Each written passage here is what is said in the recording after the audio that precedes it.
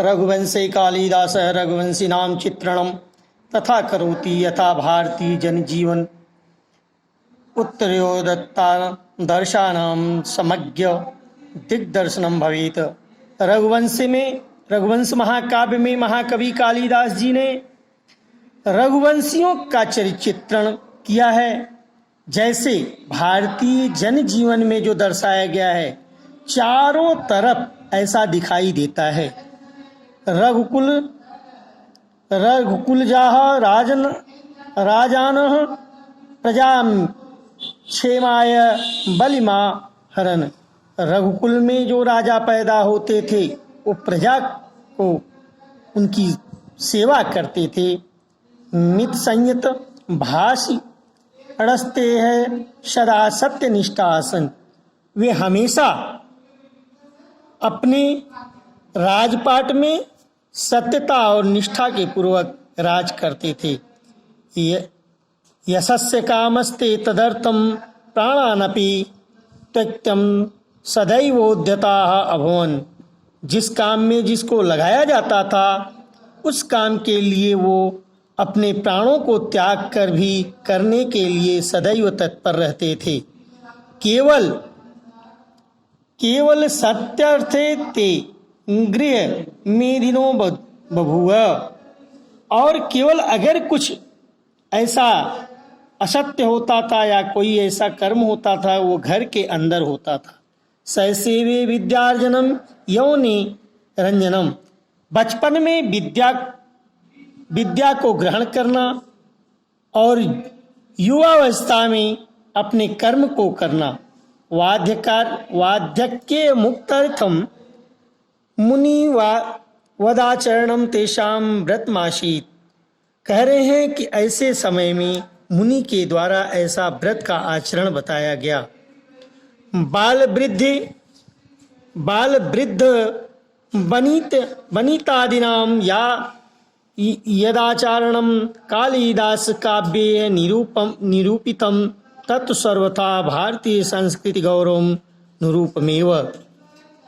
बचपन से लेकर के वृद्धावस्था तक जो आचरण होता था, जो कर्म होता था, कालिदास के लिखे हुए काव्यों में वह सर्वथा भारतीय संस्कृति को गौरवान्वित करता था, गौरव के रूप में प्रस्तुत करता था।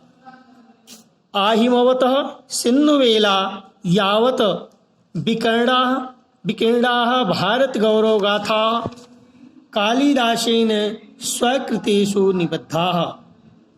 सिंधुवेला में शाम के समय जो भगवान सूर्य की जो गौरव लीला गाथा होती थी, कालिदास अपने पंक्तियों में उसको निबद्ध किए थे। रघुवंशे मेघे कुमार संभवे च भारत देशस्य विविध भूभागानां गिरिका नदीनां यादृक् स्वाभाविकं मनोहारी च चित्रणं लभते। स्वचक्षुषा अवलोक्य तदसंभवमस्ति। कह रहे हैं कि रघुवंश महाकाव्य में मेघदूत में कुमार संभव में भारत देश के अनेक भूभागों, नदियों तथा पहाड़ों का स्वाभाविक और मनोहारिक चित्रण उनके लेखों में किया गया है। तथा विधम तस्य देशप्रेम तस्य काव्योत्कर्ष समुद्र रयति। उनके द्वारा देश प्रेम को अपने काव्यों में बड़े सहजता पूर्वक दर्शाया गया है। संतु तत्रानल्पाः संस्कृत कवयः किंतु कस्यापि कालिदासेन सम्य नास्ति। ऐसा बताया जाता है कि संस्कृत कवि बहुत हैं किंतु कालिदास के जैसा कोई नहीं है। साधुक्तम केनति कालिदास अनुरागिणः। यह सत्य ही कहा गया है कि कालिदास जैसा कभी आज तक न कोई हुआ है न होगा, ऐसा इस दोहे में कहा गया है। पुरा कविनाम गणना प्रसंगे कनिष्ठिकाधिष्ट कालिदासः अद्यापि तत्तुल्यवेर भावादम नामिका सार्थवती बभूव। पुराने कवियों में जिन कवियों की जब गणना की जाती है तो सर्वप्रथम कालिदास को कनिष्ठिका उंगली पर उनकी गणना होती है। ऐसा आज भी सार्थक होता है, ऐसा आज भी दिखाई देता है।